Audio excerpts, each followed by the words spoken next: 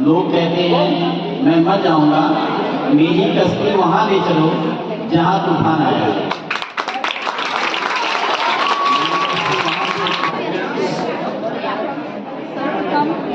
यहाँ पर उपस्थित सभी शिक्षिकाओं को मेरा प्रणाम और राजकुमार सर को अत्यंत आभार, इन्होंने मेरा इतना सम्मान किया और सभी बच्चों को शुभ आशीर्वाद। सभी अपने जीवन में आगे बढ़े, अपने लक्ष्यों को प्राप्त करें और अपने माता पिता और अपने गुरुजनों का के गौरव को बढ़ाएं। मेरा नाम रेशमा सिंह है। जैसे आप लोग बच्चे हैं, अपने टीचर का सम्मान करते हैं और थोड़ा बहुत हमारे अंदर जब हम छात्र जीवन में होते हैं तो कुछ शैतानियाँ भी होती हैं। उन सब चीज़ों से हम भी गुजरे हैं। जैसे आप लोग यहाँ पर बैठे हैं, कोई अगर विशेष अतिथि आते हैं तो हम एक दूसरे से बातचीत करते हैं, थोड़ा बहुत हंसी मजाक होता है, तो ऐसा हम लोग भी कर चुके हैं छात्र जीवन में अपने। मैं सर के बारे में बताना चाहूँगी कि सन 92 से 97 तक मैं ठाणे महानगर पालिका की विद्यार्थिनी रह चुकी हूँ और सर हमारे क्लास टीचर हुआ करते थे और बड़ी अच्छी शिक्षा देते थे। हमें आगे बढ़ने की सदैव प्रेरणा देते थे। भाषण प्रतियोगिता हो चाहे चित्रकला प्रतियोगिता हो, सर ने ही पहले आयोजित करवाया था। मैं आपको बताना चाहूँगी कि हमारे विद्यालय में एक बार चित्रकला प्रदर्शनी आयोजित की गई थी और सर के ही मार्गदर्शन में, और सारे बच्चों ने बड़े ही उत्साह से उस समय चित्रकला बनाया था।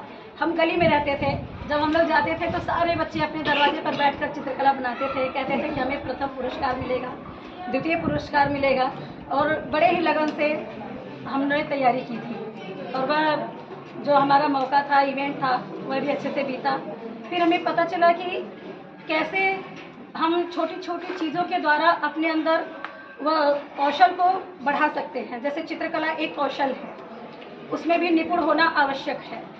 भाषण की एक कला होती है, उसमें भी हमें निपुण होना जरूरी है, आवश्यक है। हम बड़े बड़े पदों पर जाते हैं, आप लोगों ने नाम सुना होगा IAS का, PCS का या अन्य भी। आप छोटे से भी कंपनी में जाएंगे जॉब के लिए तो आपको इंटरव्यू देना होता है। यदि हमें बोलना नहीं आएगा, हम अपने अंदर की झिझक को दूर नहीं करेंगे तो हम अच्छे से बोल नहीं सकते हैं। हम बोलना भी एक कौशल है। हालांकि मैं अच्छा स्वयं को ऐसा नहीं समझती कि मैं अच्छा बोल लेती हूँ, क्योंकि मैंने ऐसे बहुत कम अवसर प्राप्त हुए हैं कि मुझे बोलना पड़ा हो।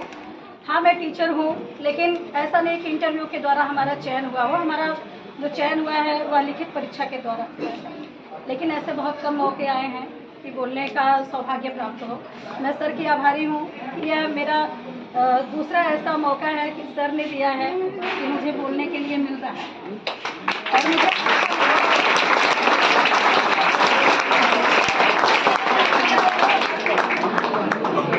मुझे याद है, आप लोग तो सर को रिटायरमेंट के बाद देखते हैं।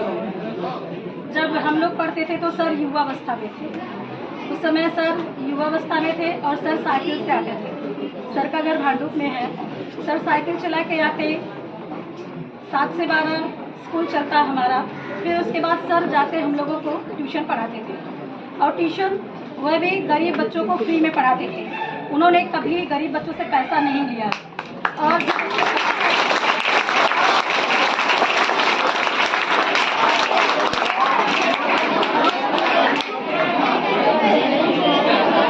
मुझे गर्व की अनुभूति होती है कि मैं ऐसे शिक्षक की विद्यार्थी रह चुकी हूँ और आगे मुझे यह प्रेरणा मिलती रहेगी कि हम किसी भी ज़रूरतमंद की मदद कर सकें। हम 4 भाई बहन थे।